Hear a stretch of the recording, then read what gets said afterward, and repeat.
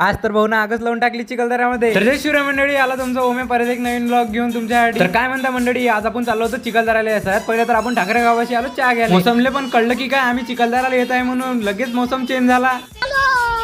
मग काय भाऊ घेतली ना आपली विल्लनवाली गाडी, मग काय निघालो ना स्प्लेंडर घेऊन। चिखलदऱ्याचा घाट लागायच्या अगोदरच असा व्ह्यू दिसत होता। जेवढा जेवढा चांगला व्ह्यू दिसत आहे तेवढी तेवढी एक्साइटमेंट वाढत जाते। तुम्हाला तर माहित आहे, पाडात जायच्या अगोदर मी एक देशी थर्रा मारून घेतला। तुम्हाला माहित आहे ना आपला देशी थर्रा कसा आहे, तो पण आपण अशा व्ह्यू मध्ये मारून घेतला। मी असा मोसम कधीच पाहिला नसन, नाही पाहायला गेला असन म्हणा, पण आपला चिखलदरा आहे। पूर्ण ढगांना पाडाला झाकून टाकलं होतं। आपण आलोच कायच्यासाठी होतो, याच्यासाठी आलो होतो। मी एक छोटीशी टिप दिलेली आहे त्यांच्यासाठी जे 1000 कारणं बनवते। मी काय म्हणतो, तुम्ही येऊ नका तुम्ही नका येऊ, घरातच राहा आणि झोपात राहा। जय हिंद।